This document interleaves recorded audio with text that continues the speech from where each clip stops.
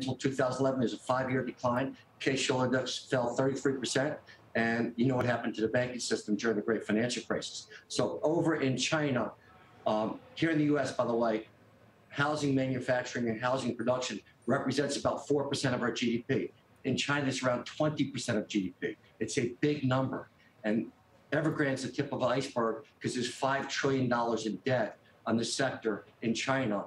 And it's Evergrande and many others because Evergrande's only 9% of that. And so when you think about a big picture, there's a big problem coming. Evergrande has over 1,000 different entities in their legal structure, 700 different projects. And on 700 different projects, they're supposed to be delivering 1.5 to 2 million homes from those projects. And a lot of these projects are on hold right now because they can't pay their contractors, they can't pay their creditors. And so it's a big problem for China, for the Chinese banks. And it's the biggest domino, but there are many other dominoes going to fall right after that. And so based upon that further analysis, we decided to stay back for a while because we think it gets worse before it gets better. Ah, so you're out now. Yeah, because ever since really they issued that grace period on the first bond payment, it feels like the market has been relatively calm about it. So are you saying that the market overall, even U.S. market, potentially is underestimating the risk here to China's economy and the domino effect? I think it's going to be a closed situation for China, where it's going to be a global chain reaction is potentially down the road in commodity prices because there's such a big consumer of steel, of glass, of commodity inputs that goes into building these big vertical buildings. And you know their average building is 300 to 400 units in a building, and their average building that represents a project is roughly 7 to 8 buildings that represent a project. They have 700 of those. And they're less than 10% of the marketplace. And so imagine if the housing market were just to freeze a bit because these projects are down 33% in price if they go down like the U.S. housing market went down. And so the real loss is going to be some of the home buyers that buy into these busted projects, as well as the banks, as well as the creditors, as well as the contractors. And so we think it's best to step back and see how far this falls, see if the government stabilizes the situation before we proceed. I wanted to talk as well, Bruce, about the macro environment and whether you've been surprised by how well credit has behaved here in the U.S. I know rates on the Treasury side haven't soared yet, but they've been starting to jump, and there's been some questions about the pace of the economy. Credit's remained remarkably well behaved. Well, we remain constructive on credit. We think the economy's growing this year at 6%, next year at 4%. So when you talk about stagflation, there's less of a drag on the economic side of it and just simply inflation. You know, I love the Atlanta Fed President Bostic that has the transitory jar. And he's calling BS because he says every time you say the word transitory in my office, you have to put $1 into the jar. And so I think the whole world has woken up to the fact that the Fed's spin on this, that is transitory, is not the case. In fact, inflation is running because of all the reasons that you talk about, from the supply chain to food to commodities to energy prices. Look, the price of a house is up 20% year over year. The price of a car is up 17% year over year. The price of energy is up 100% year over year when you talk about natural gas prices and your heating bill that you're going to get in your home. In fact, in the UK, in the last 3 months, it's up threefold, 3 times. So to say we don't have inflation is kind of like, what are you looking at? We definitely have inflation. Now, to the extent that that squeezes margins for companies, that could create a higher stress level for companies down the road. But right now, what we see are the companies are able to pass through higher prices, i.e. inflation, and which is protecting their margins. And we're going to see that in earnings.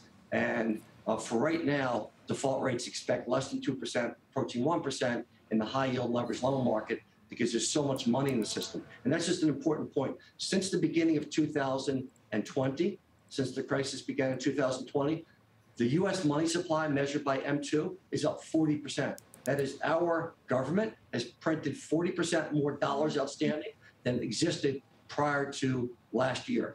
And so with all that money in the system and more money in the form of more stimulus and more spending coming, I don't see the economy slowing much down for now. And all I think it does is push inflation. So if you go back to the March yields of this year, 10-year notes were 1.75%. I think it's a given that we're going to test that and probably touch 2%. Certainly the next 40, 50 basis points will be up, not down. So not a lot of distress out there, as you said, not a lot of bankruptcies. I'm curious why you are buying or have bought AMC debt, because I mean, this is one where the company is paying off the debt now, and they've been given this enormous gift of retail traders just showering them with liquidity and money.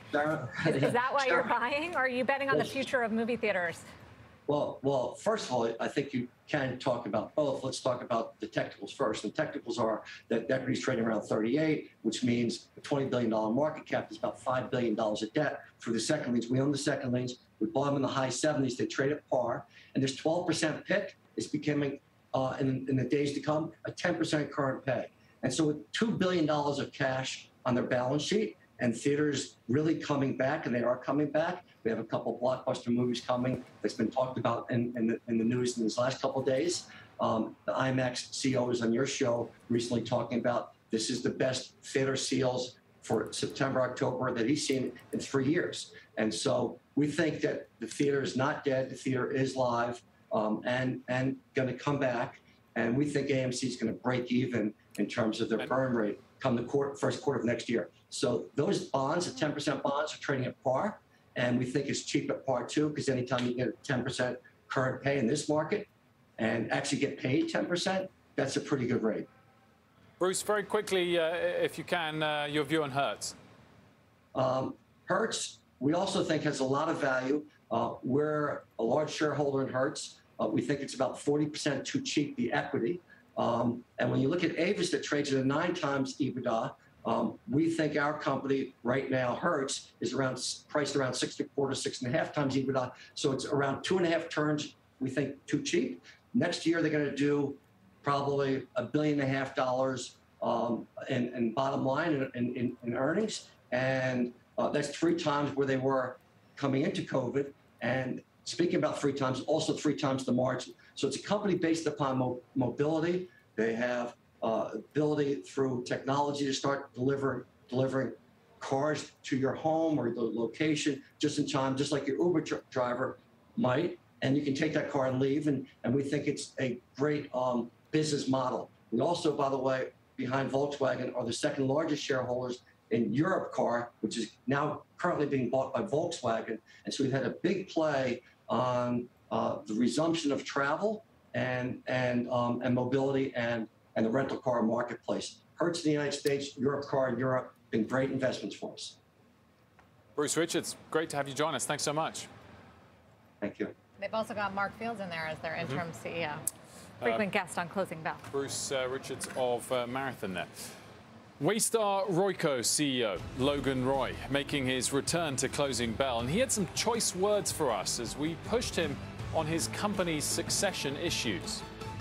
I am not going to dignify that with an answer. You can both off. We will have much more from actor Brian Cox and what he had to say about the return of HBO's hit show Succession later in the show.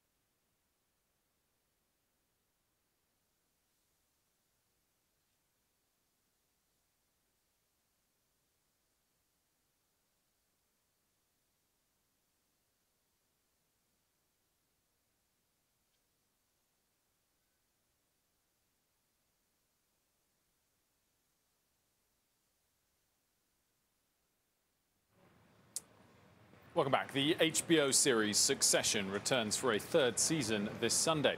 Earlier today, we sat down with Succession star Brian Cox, who stars as media titan Logan Roy. Cox, a storied actor, of course. We started by asking him how the role of Logan Roy in Succession has altered his perspective on acting on the big screen versus the small screen versus the stage.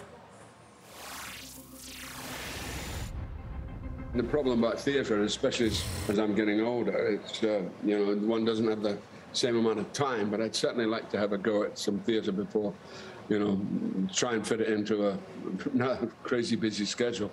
But the long form of television, from an acting point of view, is probably the best. You know, it's very, television is really so actor friendly now, and I love that. I love that aspect of it. And working on a show like Succession, of course, it's a gift, because you get to develop something over 9 or 10 episodes, so there's nothing like it. So I think television, the long form of television, the particular television, where we do something over a long period of time, is very gratifying and very rewarding. In terms of the character, you've had some stunning ones to play down the years, from Lecter to Churchill. Is Logan Roy now top of that list, maybe in terms of the fun you get from it? Yeah, I think Logan is, you know, pretty special. He's well up there, you know. I mean, I've had great roles, and I can't complain. You know, it's like your children. You can't say, well, I prefer that role to that role. I mean, there are roles I've preferred, roles I haven't. But it's certainly Logan is a kind of pinnacle in a way for me. You know, it's a widely acclaimed show for so many reasons, but in 2021, it really is an essential commentary on business, Succession, that is. Oh. When did you realize that this was a touchstone? I think we've always had that inkling. I mean, like Jesse is that kind of writer. You know, he's dramatist, satirist, you know, allegorist. He's all kinds of ists. As a writer, and his team is, you know, Lucy Preble, Tony Roach, I mean, John Brown, Will, they're all so much of a muchness, you know. They're just extraordinary bunch of people, you know, and Susan Lee Santon, they just are, you know, and you're in great hands, and you know this is great work, and you know it's current work. Has it changed the way you think about business in America, playing Logan Roy? Has it changed the way you read the news? No, I've always been pretty contemptuous of things in America. I think this is a really... News anchors like us. Pardon? Contemptuous of news anchors like us. Sorry, continue no, the I'm not thought. contemptuous of news anchors, but the interesting thing is that what's so interesting about America is it's so polarized, and yet it doesn't, you know, like CNN is clearly the same story again and again and again and again and again. And I love CNN because I'm fairly left-wing, so I go to it. But then I get, you know, it's the same number because it's in opposition, quite rightly. And then Fox News, well, I don't even go there because that's like, you know, the devil.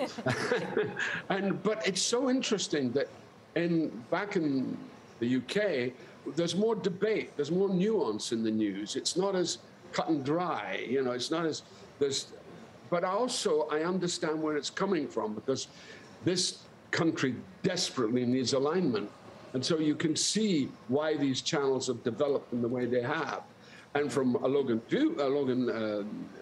Roy point of view, that's as it should be. And there is a market in it. You know, he sees, that's why Fox News is why Murdoch has Fox News, because there's a market for it. Whether he believes any of their nonsense is neither here nor there, but he just knows that it's good television. You know, and I think this is what Logan understands, you know, and but I'm empathetic to the fact that we need this polarity in this country. We desperately need it because, you know, it's in such a bad state. I wonder where you stand on how accurate a docudrama needs to be. There was a lot of debate about it when the latest season of The Crown on Netflix came out, and I'm sure for other roles you've done, like Churchill, that you cared passionately about getting things accurate. Does that apply to Succession because it's so clearly meant to be based? I think so, but in all lives there is nuance. There are different things. I mean, in Churchill's life there was things which were not to the fore because he was a constructive personality with the hat and the V sign and the cigar. There was all that, and that kind of obfuscated or sort of, you know, kind of put you off certain things, but it was a sort of deliberate thing on his part. You know, it was a creature that he had created. So that's what's interesting from the actor's point of view, is you get beyond the hat and the cigar and the V sign, you know. So you go, what is the animal? Where is he? Where is his insecurities? What is he covering up? What is he allowing to get through? And that's what you do with every role, you know. And Logan is part of that as well. And Logan is very much in the zeitgeist of the time. You know, we are dealing with that, and particularly to do with entitlement of these children. And we've seen it with the entitlement of the Trumps, Ivanka and Kushner, the Kushner boy. I mean, and it's a kind of nonsense. So in a way, Jesse is doing what Shakespeare says right at the very beginning. It's to hold the mirror up to nature, show form its own being, you know. So that's what he does, and that's what's great to be part of. All right, so question for Logan Roy. What is the one quality above all that he is looking for in his successor? Or is it just last man standing? No, it's consistency. I think he's looking for a consistent element, but a consistent element that can change. You know? So it's a kind of paradox in a way. But I do think that, I mean, and the problem is when to hold your counsel. You see, what we've witnessed in the past is that Shiv, who probably was his favorite child, I'm not sure if she still is, but it certainly was, and she might be again, but she couldn't keep her mouth shut. She blew it, big time. And at the wrong time, you know, when talking to rivals, she blew something which hadn't formed and we hadn't got to yet. And so that is the difficulties has with these kids, is they're always out of kilter, you know. Mm-hmm. And it's sad for him because, as we've said it time and time again, he loves his children, but it's difficult sometimes because of their kind of erratic behavior. Season 3 of Succession debuts this Sunday, 9 p.m. Eastern on HBO. It's available to stream on HBO Max. That was epic. Fun. I actually was thinking, when he gave his first answer about how much he enjoys the arc of having 10 episodes to build a character and how small screen stuff is probably his favorite. I thought it started slowly, this show. I struggled in season 1, loved the climax season 1, devoured season 2, and can't wait for this now, one of my favorite shows. But it kind of highlights the time you get in TV now to his first answer to build the show and craft it. And it was interesting. Someone who was a classical actor, 2 Olivier Awards on stage in London now, picks TV as his favorite medium. Quite interesting. Yeah, I like how, the obvious comp to him is Rupert Murdoch, right? Mm-hmm. Who's it's based on. And he is so not that. He bashed Fox News, said he watches CNN because he's more left-wing. He insulted Ivanka and the Kushner boy. I mean, it's just funny that he is just in his real personality, not Logan Roy. It's just totally the opposite exactly. of and that. He said he's not a capitalist. Yeah, made clear what his politics. I thought it was very enjoyable. He also did tell us to F off, but that was, we pleaded with him to go into character at the end, which he graciously did, and we loved having him on. Look forward to the show. Definitely a favorite. I think of a lot of our viewers as well. There's a big overlap there. I didn't tell him I was Team Kendall. I didn't think that would go well. No, well, he would have told us to F off twice, I think, if you said that. So good that you didn't. I'm a big Kendall fan. Still ahead, Mike will head to the charts to explore whether there's still more room for energy. We'll be back in a couple minutes.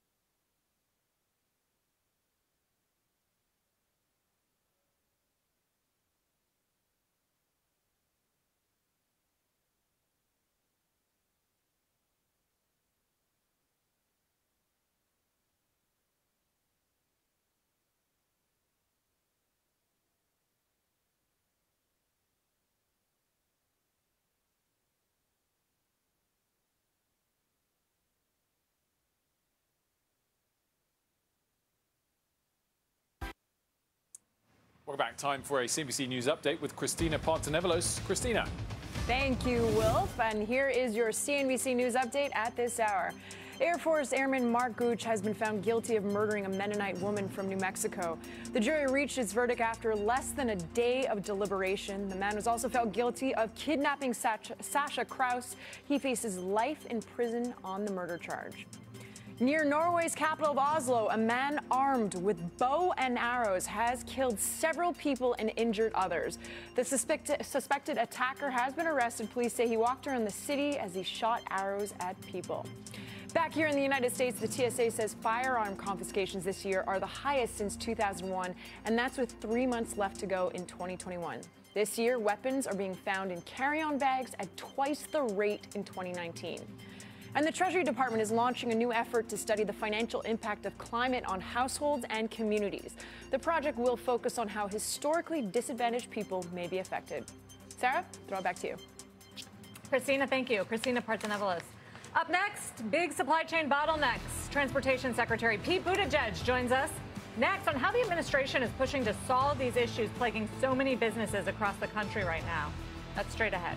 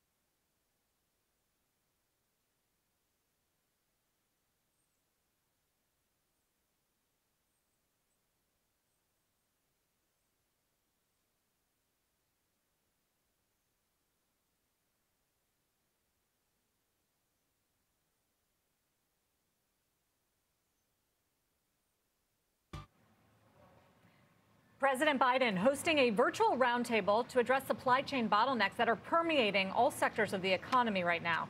Transportation Secretary Pete Buttigieg was at that meeting. He joined us for a first on CNBC interview, and I asked him what took so long to put these measures in place now.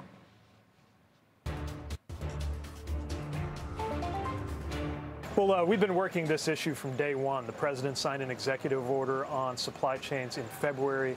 In June, I began co-chairing a task force with my counterparts from Commerce and Agriculture in July, convened the entire ecosystem of supply chain actors who work with respect to the ports, and we're continuing to drive action as we go into this holiday season and beyond. Look, we got two sets of issues, long-term issues and short-term issues. The long-term issues are why we urgently need to pass the infrastructure vision that the president has laid out. It includes $17 billion to support our ports, and I think we're seeing just how important that part of our supply chain is. But then we have the more immediate issues. The good news is demand has come roaring back. That represents a policy success under the president's leadership, people having more ability to spend. The economy's got a long way to go, but we've seen that demand come back and then some, because we also have shifts in spending patterns where people are spending less on recreation, restaurants, travel, which means that they're spending more on things. That supply chain, as strained and as stressed and as sometimes out of date as it is right now, is putting through more than ever. We've seen a major increase in the goods coming through. The problem is they have still not been able to keep up, and that's why we've been acting as an honest broker with the private sector actors like those gathered at the White House today to identify more short-term steps that will help ease those bottlenecks and get those goods moving. Might it get worse before it gets better, Mr. Secretary? Well, I think we can continue to expect to see a lot of challenges and ups and downs. This is a system of systems. Most of them are private sector. Many of them are global. We're confronted with everything from what happens when a shoe factory shuts down in Vietnam to a port closing in China due to COVID. But there is a lot that we can do and are doing right here in the U.S. And again, we're acting as an administration as an honest broker to bring together the players. Just this morning, we heard commitments from some of the biggest retailers in the country, like Walmart and others, about what they're doing to increase toward 24/7 operations. We've been talking with every part of the supply chain from ship to shelf. That means truckers, that means the rail operators, and of course those all-important operators and workers at the ports who have been through so much. Again, they're doing more than they've ever done before, but we have to step it up even further in order to get those goods where they need to be quickly. Well, as you just outlined, this goes to China, it goes to Vietnam, it goes well beyond shipping to warehouses and factories. How much realistically do you expect these moves today to actually help? Well, we know that taken together, these moves can make a difference. For example, the announcement of Los Angeles expanding to 24/7 operations, the same that Long Beach started working on earlier. These are very significant steps, but it's only a piece of this big puzzle. Think about those images we're seeing of the ships that are anchored offshore. If you're seeing the ships, then by definition, the ship has made it that far. Are they there because there's not room for them at the port? Or are there ships at the port who are there waiting because the containers haven't been offloaded? Or sometimes they've been offloaded, but they haven't been able to get onto the rail that needs to carry them forward. We're even funding efforts for what we're calling inland ports, where you can rush some of the product out from the ports and then sort it further inland. But that means standing up the kind of intermodal facilities where rail meets trucks. All of these things taken together will make a difference, but there is no simple or easy fix. Clearly, short-term factors, as you said, and long-term factors and actions being taken as well to solve both of those. That said, Mr. Secretary, do you think this should influence company leaders deciding where to put their next plant, if it should be overseas or domestic? Is it an added factor that people should be doing as much as they can in terms of manufacturing here in the U.S.? I think this is one more reason why we've got to look at domestic sourcing. And the president, from day one, has been talking about Buy America. Obviously, the more we can source things within the United States, the less we're dependent on some of this international shipping that has proved to be vulnerable to supply chain shocks. We're always going to be part of a global and interconnected economy. But I think the president is rightly challenging us as a country, and certainly across this administration, to promote American manufacturing and the domestic supply of these things that we need, from electric vehicle batteries to the products that go into our homes. So as a result of some of these problems, we got another hot consumer price index report today, 5.4% in terms of rising prices from last year, a 0.4% jump from last month. Both of those numbers came in higher than expected. How concerned is the administration about the rising cost of living as a result of some of these problems? Well, we continue to see that price pressure, and we know that people are feeling it. It's largely a consequence of the whipsawing that has happened in the U.S. economy over the last 20 months, but it is also decelerating, which is important. And the best thing we can do is take actions to ease inflationary pressure. Important to mention that I believe Moody's and others, in their analysis of the president's overall Build Back Better vision, have determined and estimated that it will reduce price pressure and inflation in this country if we move that agenda through in its entirety. One more reason we have such a sense of urgency passing the infrastructure vision and the rest of the president's agenda. Mr. Secretary, quick final question, different topic. How is it that the US is still declining travelers from countries like the UK, not limited to the UK, where the numbers on the COVID front, from cases to hospitalizations to deaths to vaccinations, importantly, are considerably better than the numbers here in the US? Well, this is exactly why we are moving to a new framework that is based on the risk profile of travelers rather than the country level. We've made that announcement and are now moving to work to where vaccinated travelers can travel internationally. As you can imagine, as the Transportation Secretary, nobody is more eager than I am to see us fully move safely toward that international travel. And the announcement is a big step that we are moving toward, and that I know the various airlines based here in the U.S. and serving the U.S. are moving quickly to deliver on as well. Can you give me a firm date when my family from the UK can visit? So I can tell you that we want this to be done as soon as it safely can, and we're looking toward that November goal. Maybe Thanksgiving.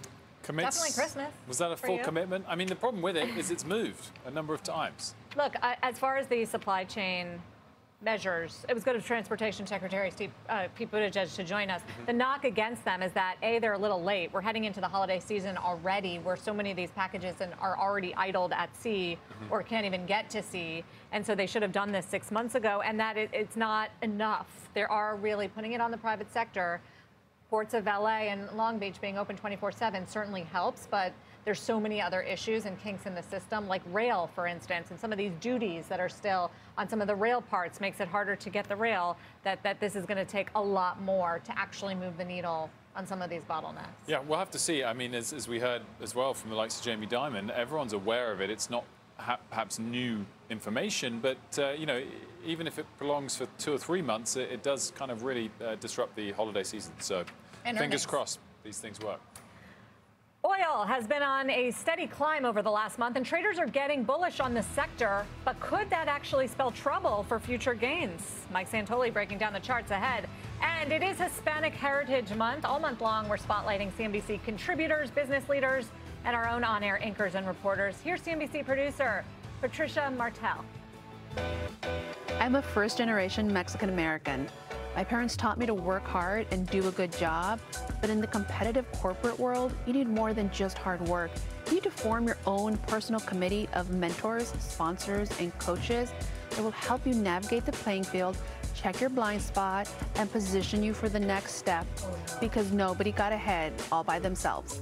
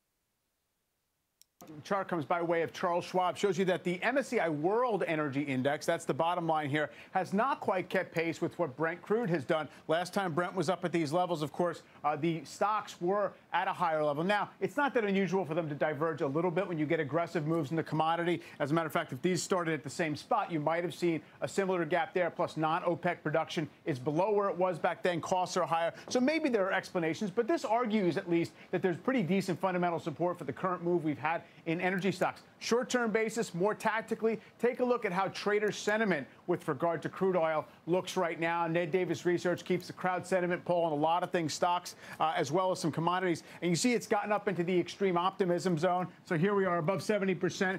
The annualized forward returns when the sentiment is up in these areas is slightly negative. So it suggests, at least in the very short term, maybe we're in for a breather, or at least if any further upside in the short term in crude happens, it might be unwound a little bit. It doesn't necessarily mean the long-term trend is necessarily over, but it suggests that it's getting a little bit heated in the near term. Certainly had a good performance over the last month or so. Mike, thank you. Up next, the mask mandate debate. U.S. Education Secretary Miguel Cardona gave us his take on the mask mandates for teachers and many other comments around that area. We'll discuss when we come back.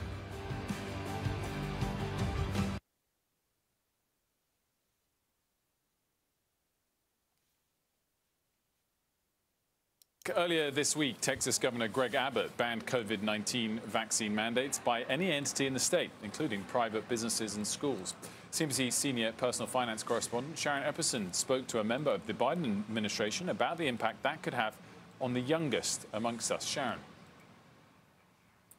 Well, Will, U.S. Education Secretary Miguel Cardona told us what he thought of the Texas governor stopping mandates on vaccines and mask mandates in the state. It's appalling that we're talking about debating whether or not to protect children. We know the science. We know it spreads easier when you don't have masks. We know that. We know vaccines save lives. And Cardona outlined how the Biden administration is countering the move.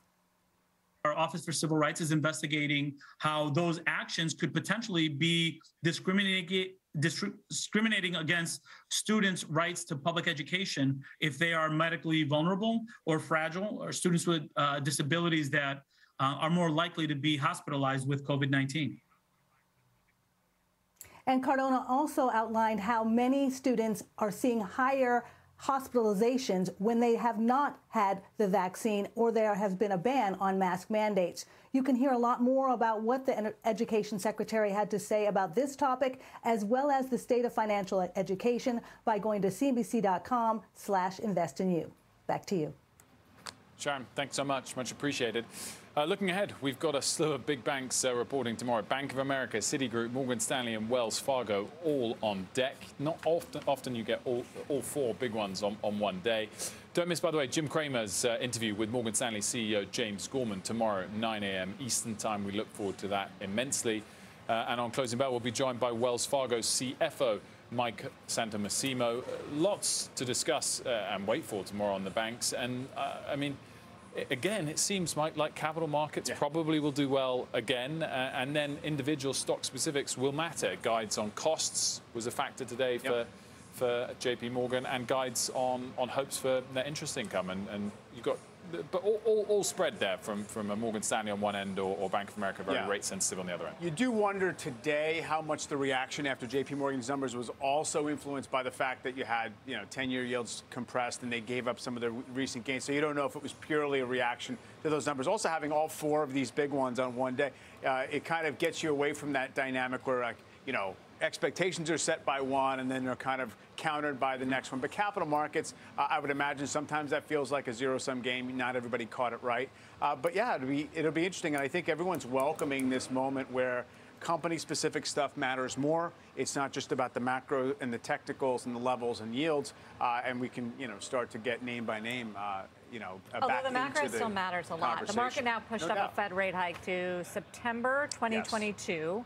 And there's always a risk of a policy mistake. Is the Fed going to start tightening into a weakening economy? My thought is that on the way from here to there, it will at times seem as if they're headed for a mistake. Whether they ever do or not, I mean, we can argue that, if growth comes in right, if the labor market's as tight as it seems to be acting right now, and if we have 6 more months of that, maybe it'll seem like the perfectly appropriate moment to start raising rates. But before we get there, investors can talk themselves into a negative scenario along the way.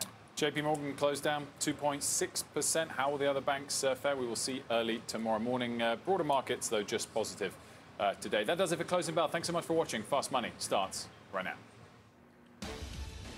Live from the NASDAQ market site overlooking New York City's Times Square, this is Fast Money. I'm Melissa Lee. Tonight's trader lineup, Guy Adami, Steve Grasso, Bono and Ison, and Pete Najarian, co-founder of MarketRebellion.com. Tonight on Fast, we are trading the financials. JP Morgan shares under pressure today as the big bank kicks off earnings season. Bank of America, Citi, Wells Fargo, and Morgan Stanley all on deck tomorrow. We've got your big bank setup straight ahead. Plus, Fast Money friend William Shatner making history today, becoming the oldest person to travel into space. And with all the money and the hype around the new space race, why are the space stocks failing to launch? We'll find out. And later, Pete is taking the mound to throw out his best idea why he thinks this energy stock is fueling up for big gains ahead. We'll bring you the name. When we start off with what might be the season of excuses. As we gear up for earnings, does corporate America have every excuse to make an excuse? Check out Delta today, the company reporting its first quarterly profit since the pandemic.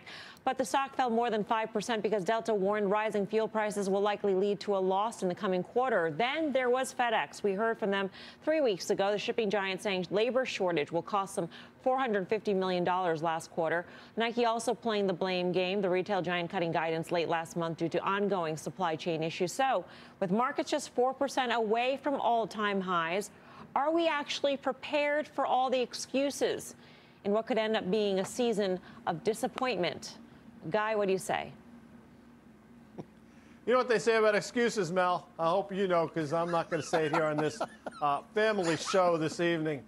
Is the market prepared for it? I think the market actually is very prepared for it. I think they've come to the conclusion that, you know, a lot of companies are going to throw those things out there, but they're going to get punished for it.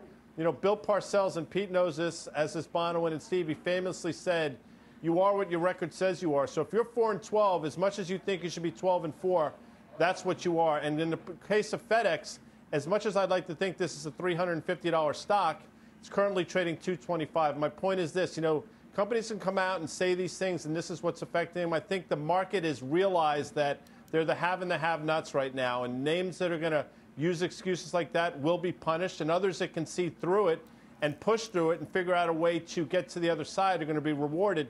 And I think we're seeing that. By the way, I think we saw it to a certain extent today with Apple. I thought Apple traded remarkably well, given those headlines yesterday. I thought so, too. I mean, it was down, what, like less than 1% by the end of the session. And you would think when the headline crossed yesterday, 24 hours ago, that it would end up being much more pressured in today's session. At the same time, Pete, do we really know what the extent of the supply chain disruption is? Do we have a handle on it? I mean, just a couple months ago, we thought it was going to resolve itself much sooner than what we're looking at right now. Pete? Pete? We're having Pete, a supply I thought you said chain. Steve. I apologize. No. Sorry about that. My fault. Pete Najarian.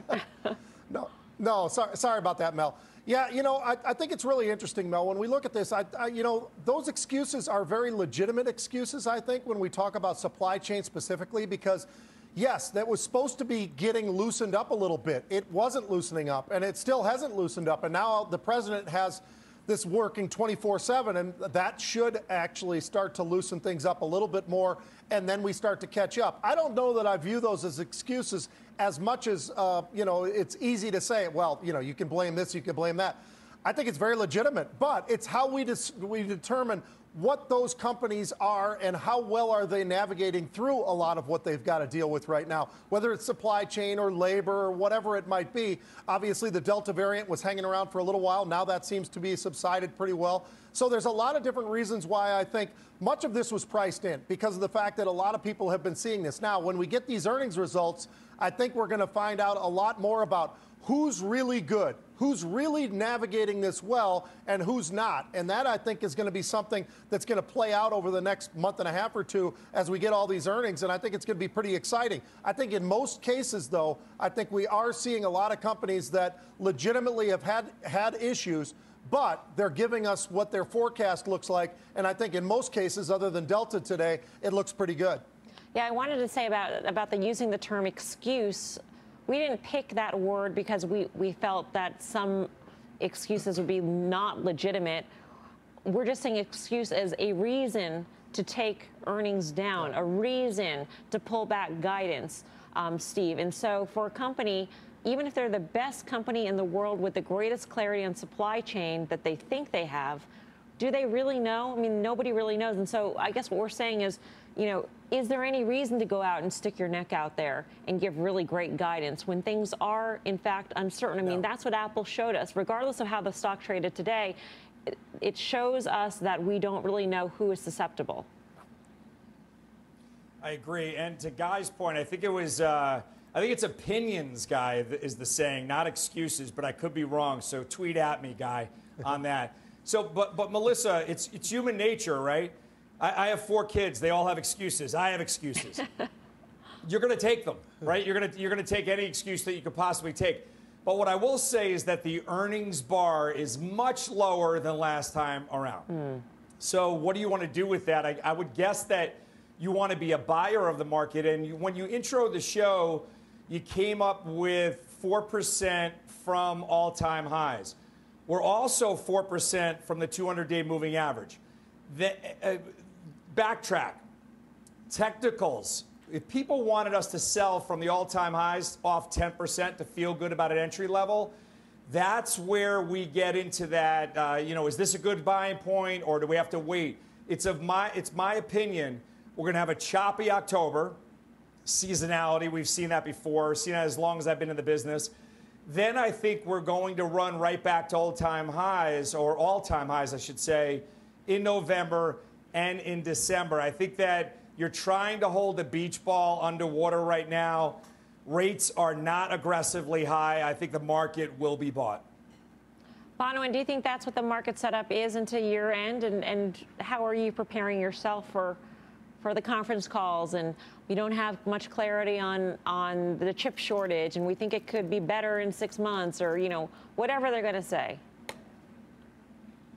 A couple shows back, I think we had a few Odysseys, and I think this was Odyssey 3 or something that Steve is talking about. So yes, I do think that is exactly what's going to happen going into year end. As far as the excuses or reasons or belly buttons or explanations or whatever it is, I do think, yes, it is human nature, right? If you see someone that's struggling, you clearly would use that same excuse to set the bar lower for yourself. As far as the market being lax about it, I think it is. And even though we have pulled back recently, if you look at credit tightness, credit availability, trading near 4% off of recent highs, VIX is just a touch over 18. I think a lot of these things do set up and you say, well, is there any downside that's really being priced in? Now, given the accommodative stance of the Fed and all the cash that's on the sidelines, like flush and balance sheets that are flush with cash, I think that it's justified. But I don't think this market is very well positioned for what is shaping up to be a more challenging earnings season. And I think they are trying to mitigate that by setting the bar as low as possible so that expectations are exceeded. But I think those expectations are being ratcheted down. And without that pressure on expectations, I do think you see additional choppiness, as evidenced by all the other financial metrics that I just mentioned. So basically, Bonawyn, it may have been a blessing in disguise, so to speak. I mean, to get these sort of warnings from these big companies in advance of the torrent of earnings that we're going to get in the next couple of weeks, because it allows the market to sort of reprice what they're thinking of and what they're thinking about for earnings season. Absolutely. I mean, when you're getting ready to struggle, you want to be able to say, "Hey, I told you so," and I was transparent about it. And that's exactly what's happening. Yeah. Guy, you know, we were talking on the call today earlier about Wayfair and this downgrade from Jefferies. And what was interesting about this downgrade was talking about the supply chain disruption and vendors specifically that are based in China. And so Wayfair has a disproportionate reliance on vendors in China. And so that presents a real challenge for companies like that. I mean, last I checked, I mean, Wayfair is pretty good prices on furniture and home decor, which I'm sure you know about. And so their margins are pretty thin. There's not a lot of wiggle room in terms of dealing with higher costs there. Absolutely. And listen, that is absolutely real. And that's something we brought up a number of times. And, you know, I'm of the belief the situation between China and Taiwan is not getting better anytime soon. And that's just going to continue to add to some of the headwinds that a lot of these companies are facing. We'll see if they play themselves out. I mean, to me, that's not necessarily an excuse as much as it is, hey, this is the business landscape that we find ourselves in. By the way, not unlike what Nike was dealing with in terms of their reliance upon Vietnam, but they seem to figure it out. I guess my point is, you know, the good companies are going to tell you what's going on, and these are the reasons we're going to get through them. and this is how we're dealing with them, where other companies just, again, you use your word excuse, and Steve is right about opinions, by the way, but I took a little poetic license. Some companies take them, and they don't tell you how they're going to get to the other side. That, to me, is problematic, and quite frankly, the environment that we find ourselves in is perfect because those companies are getting punished, and the other companies are being rewarded. I have a confession to make. I had no idea what you were talking about, Guy, in the beginning when you said that saying. I had no idea. I'll tell you in the break, Mel. I'll tell you in the break. I figured it out since like 3 minutes, 4 minutes into the show. Anyway, let's talk more about whether the market is pricing in an earnings season filled with if-onlys. Joining us on the Fast Line Bespoke Investment Group co-founder Paul Hickey. Paul, great to have you with us for this topic in particular. How are you seeing the setup into earnings season at this point? I mean, I think you guys have all touched on it pretty well here.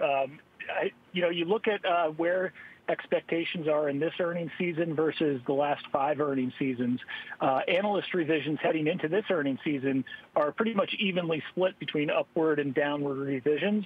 So it's all about, as we all know, it's all about expectations. And just using a football analogy, the Chiefs are 2-3. The Giants are 1-4. I would say Chiefs fans are feeling a lot worse right now than Giant fans are because the expectations for the Chiefs were much higher coming into this season versus the Giants, and so it sets the stage for more disappointment. And coming to these headwinds, supply chain and labor shortages, and whether or not they're priced in. If you look at Google search trends of how often supply chain and the term labor shortages are being searched, they're at record highs going back to 2004. So, I mean, if searches for these terms are at record highs, you've got to hope that analysts have priced it in by this point or have ratcheted in their numbers. And I think what we've seen in the revisions trends is that they have been taking this into account, which will make the bar a lot more manageable this earnings season than in earnings seasons over the past few quarters. Are there some sectors, Paul, where you take a look at the particular sector and think, you know what, maybe it's not priced in, or maybe the revisions haven't hit the sector enough so that it is in fact priced in? Yeah. So what we look at on an individual sector basis, the energy sector right now, the trend in revisions is the most positive of any sector by a mile. And so when you look at prior earnings seasons where you've seen similar levels of trends and revisions to the upside, the energy sector during that earnings season has average declines, with declines during earnings season more than half of the time. So again, there's the real world example of expectations and then how they're met by the market once the reports come out. Then you can look on the other side of the extreme. You have materials where we've seen a heavy bias towards downward revisions heading into this earnings season.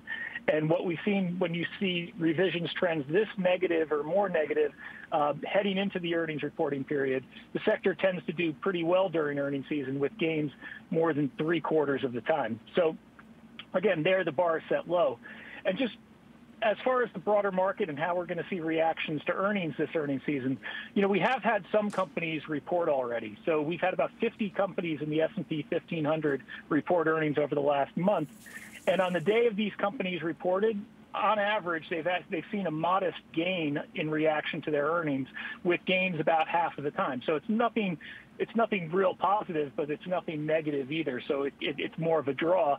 And since those companies have reported, we've seen similar reactions in the stock. So like not just the one day, but since from the time they reported until now, returns are about flat. So again, there's really not that much of a shock on the part of investors at this point to the earnings coming in. And at the top of the show, you mentioned Nike, and talk about company facing all the headwinds of commodity inflation, supply chain disruptions, and labor shortages. That stock dropped over 6% on the day it reported earnings, and because of these headwinds, it's already erased more than 2/3 of that decline from that initial day. Wow. So investors have come in and stepped into it, and I think that somewhat bodes well, and that people are expecting these comments to come up. Just quickly, Paul, I noticed on the graphic that we showed the audience that upward revisions to financials were up, and I'm wondering how you think that sets us up for tomorrow. We are on the eve of a huge deluge of financials earnings tomorrow. Yeah, so the financials are an interesting story because they tend to react horribly on the day they report earnings. JP Morgan, this was the 5th straight quarter it's been down in reaction to earnings. Bank of America has been down 7 past earnings reports on the day it reported earnings. Citigroup down 6 in a row. So short term, they've been very negative. But if you look at all those stocks over that period, they've all done pretty well. So while the market sold the news, then people stepped in shortly thereafter. All right, Paul, great to speak with you. Thanks for phoning in. You too, thanks. Paul Hickey of Bespoke. Pete Najarian, what do you think of those sectors that Paul mentioned? Yeah, I think it's pretty interesting, Mel. I mean, you know, when you look at who's going to get affected most, obviously there are certain names that absolutely come up. You look at Nike and look at some of these names of who's really under the most pressure. When I look at some of the financials, that's a different type of pressure that they're under, and obviously they've been dealing with this for a really long period of time now. So I would expect the numbers to look great. We saw the JP Morgan numbers. They were fine. It was just a matter, in my opinion, of where was JP Morgan in terms of where the stock was trading versus the rest of the financial world. And that trades at a very expensive valuation. When I say that, I mean price to book. So I see that as a little bit of a headway, but I think there's a lot of these other names that trade very, very inexpensively. Bank of America, Citi, some of those names, where I think they do have the ability to maybe give a great number and actually move to the upside. All right, coming up, much more on the banks. JP Morgan, as we mentioned before, falling today after reporting. Is this a sign of how the others will fare? We'll break that down ahead. But first, our chart of the day, why one bad apple doesn't spoil the bunch. We'll explain that. We're live from the NASDAQ market site in Times Square. Don't go anywhere. Much more fast right after this.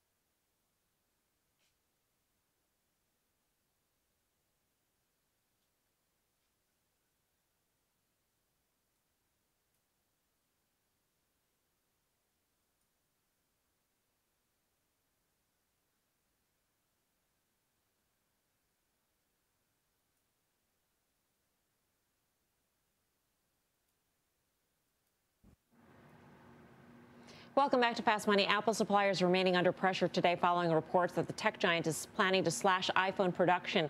Skyworks, Texas Instruments, Qorvo, Broadcom all dropping today, but the semi struggles didn't spill over to the stocks that are not tied to Apple, names like AMD, Nvidia. both posting gains today. And check out the chart of the day, the chip stocks that supply Apple have been lagging the non-supplier for months. So, Guy, you flagged this. You wanted to look at this chart, and you're right, spot on when it comes to taking a look at this. Yeah, we danced around it last night. We actually brought up the fact that we thought both AMD and Nvidia would trade well today. Given the news we heard, it's interesting. We had a Skyworks downgrade today. I think the price target was lowered from 220 to 165. So, as great as it would seem on the surface to be an Apple supplier, and I'm sure it's wonderful, doesn't necessarily mean it's going to be all that great for the stock. And Apple's notorious for squeezing some of their suppliers, and I think it's manifesting itself in some of these stock prices. I think Texas Instruments is still too expensive, and quite frankly, this divergence that you're seeing in that chart, I think it's going to continue for a while.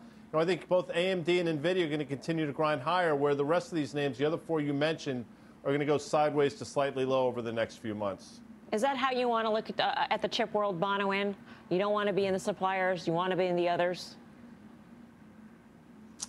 I wonder if parsing through the supply chain if we're missing a little bit here, right? So Guy mentioned a great point, and I don't really think I could be any more eloquent about it in terms of all of those guys have already kind of conceded that negotiating lever in terms of the margin that they've given up in order to supply Apple. And the last time I checked, Apple wasn't exactly very transparent in terms of what their supply chain and integration really looks like.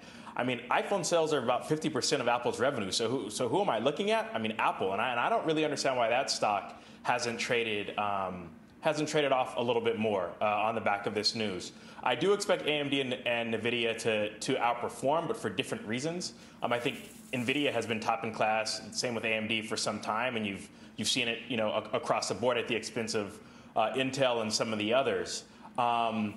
Texan, I'm with Guy in terms of that price to earnings ratio is definitely bloated vis-a-vis the others, but its return on equity kind of supports that metric to me. So I do think that you are paying for a premium there.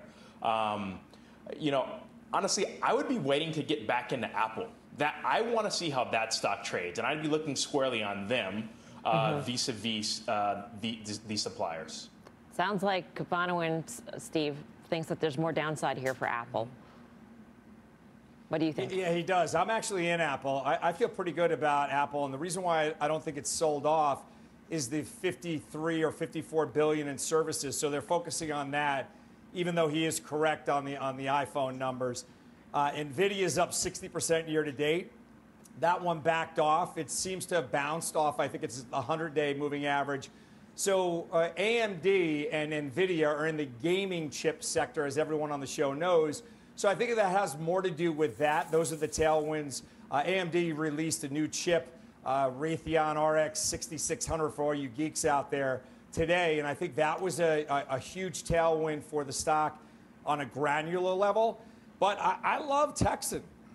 Guy and Bonawyn don't like it. And I agree with their analysis, but the chart tells me that Texan can actually move higher. And believe it or not, Qualcomm, which is down 13% year to date, it's right down at support from October 2020. So if you're thinking about rolling the dice, throwing a dart here, I think you dabble in Qualcomm or Texan.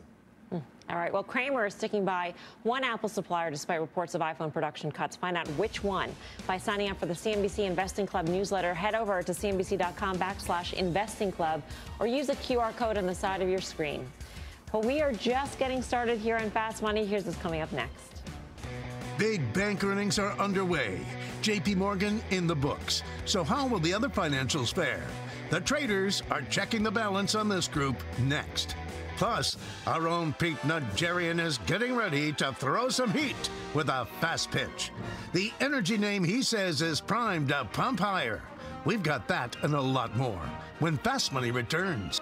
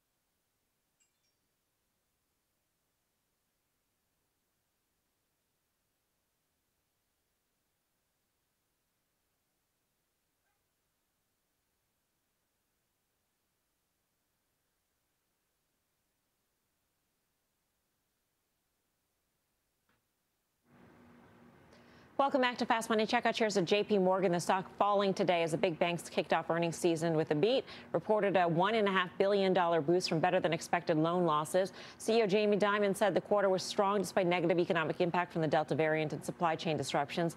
Wells Fargo, Bank of America, Citi, and Goldman Sachs also weaker today as they gear up for earnings later this week, tomorrow. So what's your take on the bank action today? Guy, what'd you make of this quarter?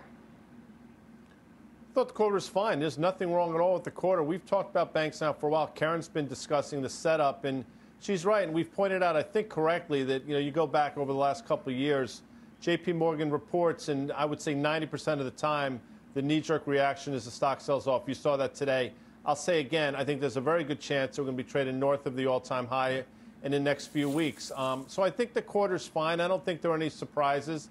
I think out of all of them, and they're going to report tomorrow, I think Morgan Stanley has been fascinating. I mean, that stock continues to go, as the old saying, from the lower left to the upper right. And although it's probably stretched into earnings, I mean, I think that's a company that's really acquitted itself extraordinarily well over the last couple of years. All right, let's talk more about the banks as we gear up for an onslaught of earnings. Joining us now is Jeff Hart. He covers the financials for Piper Sandler. Jeff, great to see you again. Good afternoon. Good to be back. It didn't seem like there was anything wrong with the quarter. The management call seemed a little bit conservative, and I'm wondering what your take was. Yeah, I think that the reaction today was driven by a couple things. One is just the setup coming into the quarter. I mean, bank stocks have had a good month as the 10-year goes up, but it's always important to remember the 10-year tends to be good for bank stocks, not so good for bank fundamentals. So, I mean, they kind of probably ran up a little bit more than they should have given the interest rate environment. And I think there was some hope that we'd get incrementally more positive kind of outlook commentary out of JP Morgan. We didn't really get much on 2023, but it certainly wasn't kind of the incremental positive I think the market was looking for. So, I mean, there's some concerns out there about kind of the trajectory of expenses and how good can that interest income be? But I mean, bottom line, the quarter beat my expectations, and pretty much fundamentals did across the board as well. So I think it was a pretty good quarter, just a tough setup coming in. Yeah, what do you take from the JP Morgan quarter, and how do you use that to sort of, apply that to the other quarters that we're expecting tomorrow? Well, a couple of things stood out. One is the strength of both advisory revenues and actually equity trading revenues. And those are big businesses for Morgan Stanley and Goldman Sachs to report the next couple of days. So, I mean, that should be good news for both of them. The overall investment banking stuff helps the Citi and a B of A as well, though I think the kind of lack of interest rate guidance and kind of the not really stepping up the loan growth expectations could prove a bit more of a headwind for both B of A and Citi the next couple of days as well. So I think that the outlook here is, at least for the quarter, I think a lot better for the capital market heavy names than kind of your traditional banks. Yeah, what did you hear about credit card expenses that you think got extrapolated to the credit card companies today, the stocks, that caused them to be a little soft? Yeah, I mean, we heard a couple things on credit cards, at least I was hearing back from investors concerned on. One was loan growth. And really, I don't think the substance of what we got was any different than we expected, though the tone seemed a little more conservative, which I think scared people a bit. But then also expenses, which for JP Morgan, some of the card, the customer acquisition expenses actually run as a contra revenue. So it showed up in revenues, but they're spending to gain market share. And I think there's concern that the rest of the group's going to have to do the same to kind of keep pace. You did see the credit card names kind of get hit today, but I think the reaction to the credit card stuff's overdone, and that JP Morgan's spending, but it doesn't necessarily mean everybody else has to. And they're still getting pretty good returns there. And look, all the underlying drivers of loan growth, the stuff we can look for, like, consumer spending, deposit balances, and kind of the typical accounts that revolve have been getting kind of the excess work down. I mean, there's a lot of things that suggest, credit card loan growth is going to continue growing. It's just got a long way to get back to its pre-crisis levels. How do you think about buy now, pay later, and the popularity of that, and the trend toward that, and the impact on credit cards? I think the impact is more one of kind of incremental profit margin erosion, right? I mean, it's not like the big banks or the credit card companies can't do buy now, pay later themselves. It's just a matter of getting the software there. I think that the hesitancy has been, it can eat into the credit card business, which is a pretty high margin business. But, the demand's clearly there, and now you're starting to see, you know, the JP Morgan certainly of the world rolling out the capabilities. So, I mean, I think the risk they face is kind of another incremental pressure on revenues potentially. There's a lot of growth there, but it's still a really small part of the market. So at some point in time, it gets to the point where that growth isn't quite as great. And some of the buy now, pay later companies maybe face some headwinds, but the banks are taking it seriously, getting in the game now, and I think you're going to see them kind of grow and take more share there. All right, Jeff, great to see you. Thanks, Jeff Hart of Piper Sandler. Pete, I know we got your take on financials a little appetizer in the A block, but I'm wondering in terms of the banks that we're expecting tomorrow, which one are you focusing on? Well, I would say this, Mel. When I look at JP Morgan, the fact that it is 2 times book, that was an issue for me because when I look at those numbers, they were great. And Jeff was just reiterating how strong those numbers really were, mostly at least across the board in equity trading. I think equity trading, investment banking, boy, I think that immediately starts to move me over to names like Morgan Stanley, Goldman Sachs, those kinds of names, more so than the actual bank names themselves, the Bank of America, Citi type names. So when I look at this, I think that there's some great opportunities. There are some very inexpensive banks out there that could potentially put up some numbers that we could actually see these stocks actually, I think, move to the upside in a big way. Names like Citi that trade less than 1 times book. So I think there's a lot of room there for some of these names to actually perform to the upside. Morgan Stanley would probably be my favorite coming up. All right, well, let's pit your favorite against, you know, a fintech company for Bonawyn. So Morgan Stanley or Square. Where do you want to be in financials? Listen, going into earnings, I think Morgan Stanley's set up well. I mean, you're looking at equity trading, and although that is much more volatile, I do think they're going to do extremely well there, and that has really carried the banks through COVID. Short term, definitely Morgan Stanley. Over the long term, I can see a company like Square continuing, or other DeFi. We talked about Sophie, you know, a couple of days back. I can see these starting to siphon away market share, and I can understand the consternation around crypto and DeFi and these other alternatives.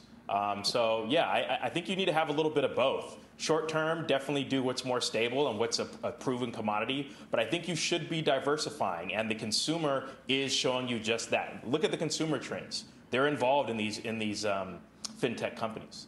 Grasso, your take? Yeah, so real quick, PNC has the best chart in the financials. It's a regional. It's up 35% year to date, but it blows away all the other charts in the space. Bank of PNC comes out with earnings in 2 days, so it's on Friday. If I look at the charts, though, Bank of America seems pretty good too. Always gets left out. It's up 42% year to date. Everyone talks about JP Morgan, Morgan Stanley, Goldman Sachs. Look at PNC, look at Bank of America, and look at Affirm. I'll give you a would you rather. I'd rather be in Affirm than Visa or MasterCard right now. Jeff just talked about it. It's going to eat away at the traditional credit card companies' profits. So yes, they can pivot or they can buy an Affirm. You know how Santa Claus keeps a list? Naughty and nice. That's what I do. FYI. Yeah, all right. Yeah, Cole has rallied. I'll take it. All right. Do not miss a big interview with Morgan Stanley CEO James Gorman. That is tomorrow after the bank reports earnings, 9 a.m. Eastern time, right here on CNBC. Coming up, a real-life Star Trek. William Shatner blasting off into space today, but the space stocks are having some trouble taking off. We'll find out what is keeping them grounded. But first, put on your rally caps because our own Pete Najarian is winding up to give you his fast pitch. This energy stock, he says, is fueled for more gains. You don't want to miss this one. Fast Money's back in 2.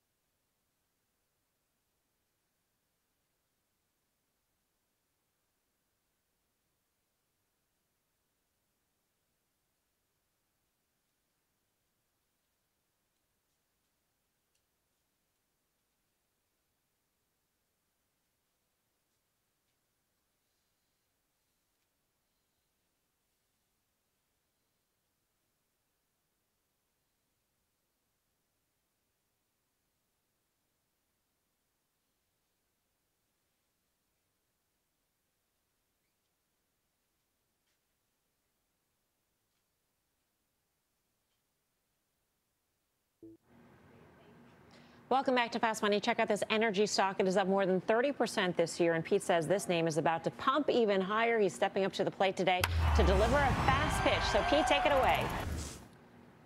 All right, I'm going to start off with Kinder Morgan, and this is a really, people will view it as a dull stock. You just pointed out why it's not a dull stock. This is pipelines. I'll tell you what, Richard Kinder owns 257 million shares of his own company. So that tells you a little bit of how committed he is, and consistently just buying shares up. Whenever this stock dips, he seems to buy even more. He's got a gentleman named Stephen Keen who took over for him back in 2015, who's done an absolutely magnificent job. They had a lot of debt, Mel, and what they've done, I think, fundamentally is really important. So they're trading at about an 18 PE. Fundamentally, they've got all this cash flow, $5 to $5.5 billion every single year. So what did they do with that? Instead of giving you it in the dividend, they bought back their debt, and they bought back about 20% of their debt. So they still got some, but now they've actually turned the spigots back on again for the dividend yield. I think that takes a lot of discipline to be able to do that, and I love that they've done that. And by the way, a 6% dividend's not so bad. This is a name, if you can sell options against it every month or every couple of months and collect a little something on top of that 6%, you can enhance that yield even a lot higher. Lastly, I'd like to say the growth area that we're seeing there is all this power generation from natural gas and the liquefied natural gas that they're shipping all over the world from Europe to Asia.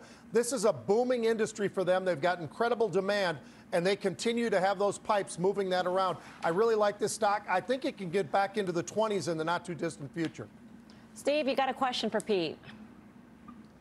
I do. So, Pete, when you look at this, are you looking at more of the stability? Because obviously this stock moves the molecules around versus actually buying something that has a direct leverage to the gas, to nat gas. So I agree with you there. I'm just trying to figure out, are you buying it for yield or are you buying it for stability? And when nat gas starts to come off, this one can actually still move higher. Yeah, that's a really good question. Yeah, I like the stability. I like the consistency of what they do. I like the consistency, Steve, of what they bring in terms of that cash flow that I was talking about, the operating cash flow. I think they do a lot of things right. Is it the most exciting name in the world? No. But I think when you look around and everybody was always looking for, well, what do I do if I'm looking at the rates, I'm looking at this, I'm looking at that, and I'm looking for something where I can do better than I can in the financial world, in the banks and so forth. I think this is one of those names. I don't think it hurts you very much to the downside. I think there is some upside. And meanwhile, while you wait, you get 6%. And like I say, sell some options against it. Maybe it actually enhances it to well into the double digits at least. All right. No more questions. Time to vote. Are you buying Pete's pitch on KMI? Bonwin, what do you say? KMI, I'm buying it, and I'm buying it because I think Pete did a great job qualifying why he's buying it. Stability, core holding, rates, option overriding, dividend yield. I think that was a perfectly done pitch. Well done, Steve. I knew the 6% well done, plus Pete. the overriding was going to get Bonwin for sure. Bonwin. Knew it. Guy, what do you say? Can you read my smart board for me, please, Melissa? Okay, we're going to do this again. Pete's Kinder Morgan, an excellent power pitch haiku, hashtag fast haiku. Power pitch. You missed the exclamation point. The exclamation point is key there, of course, that being 5 syllables, Mel. Right, please. That doesn't count. Yes, I'm with Pete. 40% of the nat gas moved in this country is moved through Kinder Morgan pipelines, pricing power. I was surprised when I looked. It's not north of 20. This stock should be trading at levels we last saw in 2015. Your last line can't be punctuation spelled out. It should be like, it's a screaming buy. No, like that would fit. No. Exclamation point is 5 syllables. I understand that. I can count. Anyway, the trader, Steve, actually. I've forgotten you, Steve. I'm gonna give Pete a buy over here, because whenever Pete does a power pitch, he usually hits it out of the park. I like the fact that even with nat gas coming in, there's a potential for Kinder to still perform, and I love that yield. So a buy. All right, you got them all, Pete. The traders have spoken. It's your turn out there to vote. Are you buying Pete's fast pitch on Kinder Morgan? Go to our Twitter poll at CNBC Fast Money. Cast your vote. We'll reveal the results later on in the show. Coming up, failure to launch. William Shatner may have finally seen space, but not everyone is coming along for the ride. We've got the details next. More Fast right after this.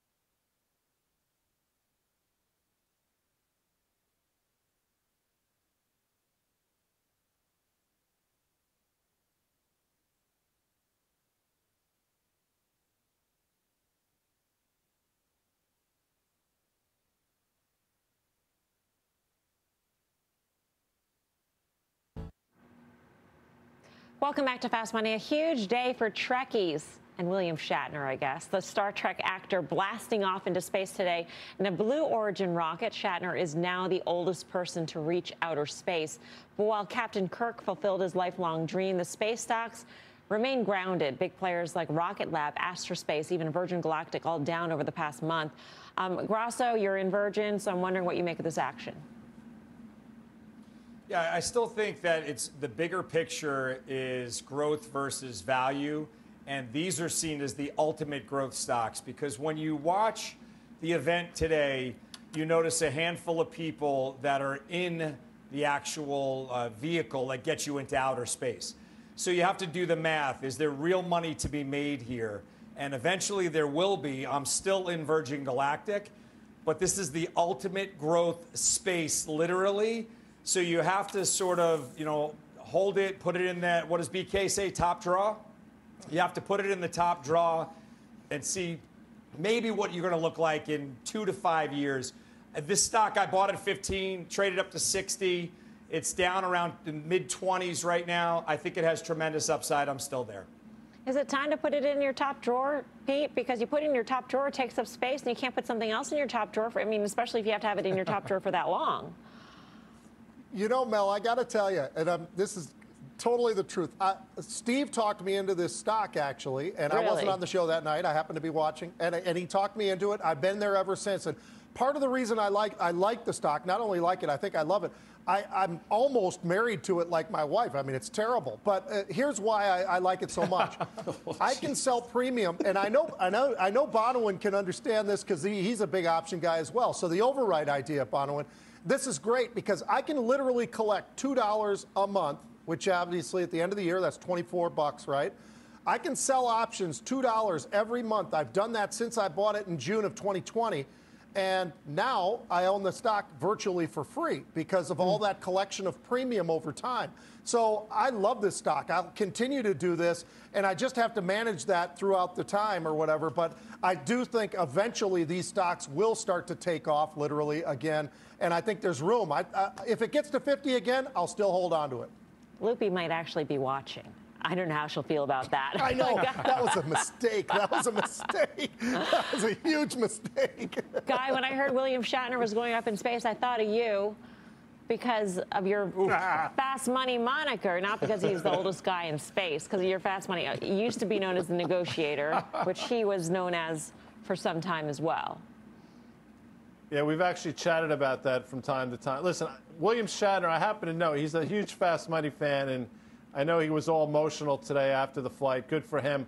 I thought there was a tremendous opportunity today for him to be a pitch person for Pfizer drug. I won't necessarily go down that road, but I think it was a lost opportunity. And if I want to get nauseous, I'll just watch like a Star Trek rerun or something like that. I don't need to go into space myself. Coming up, is the top in for oil the big trade we saw in the options market today that got us asking that question? We'll break down the action, and there's still time to vote for Pete's Fast Pitch on Kinder Morgan. Vote in our Twitter poll at CNBC Fast Money. We got the results in just a few. Don't go anywhere. Fast Money is back in 2.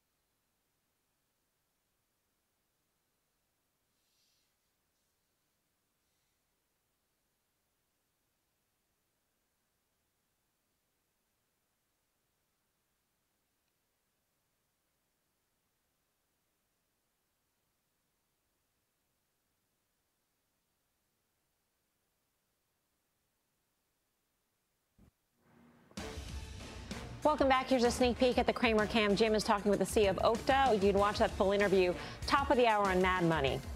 All right, from the cloud to crude, one trader in the options market is making a big bet that the top could be in for oil. Tony Zhang joins us now with the action. Hey, Tony.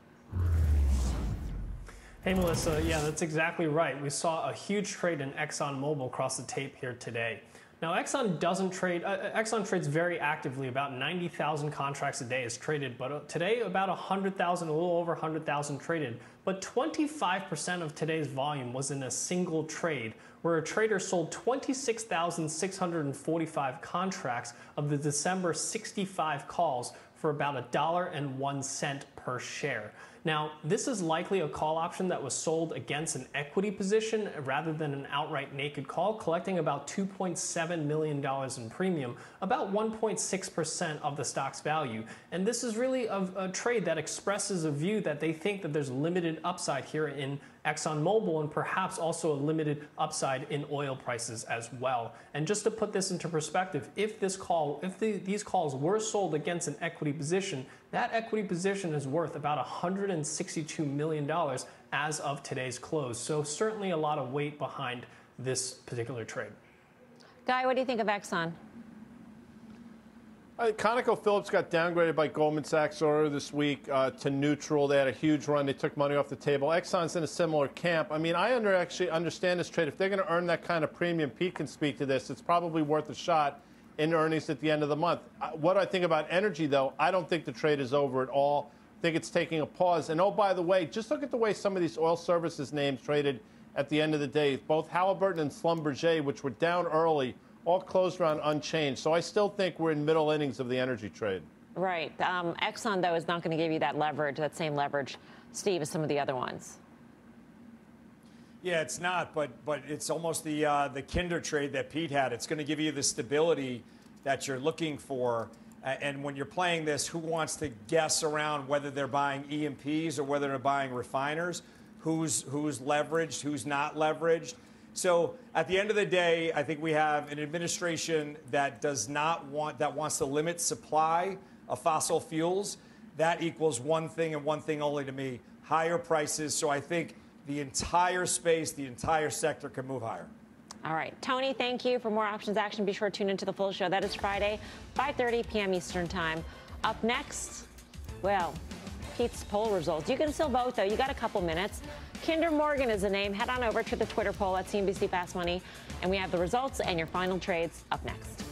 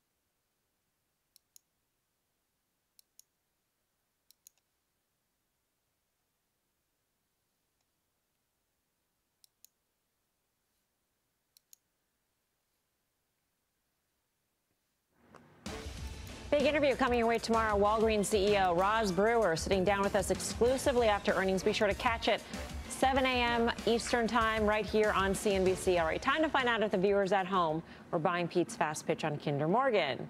And it looks like they were. More than 62% of voters are buying that pitch. So they are with the traders. Wow. United tonight. Good job, Pete. Time for the final trade. Let's go around the horn. Winner, winner, chicken dinner. Pete, what do you say? I'm going to give you AMD. A lot of call activity there, Mel. I think this stock's going a lot higher. Bono and Eisen.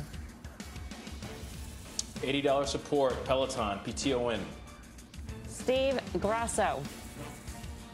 So I think the market gave us a real gift in this. My final trade is Capri Holdings, CPRI. So the market sold off. It sold off CPRI with Nike, but CPRI, Capri, does not rely on Vietnam for supply issues. This is a gift. Buy it.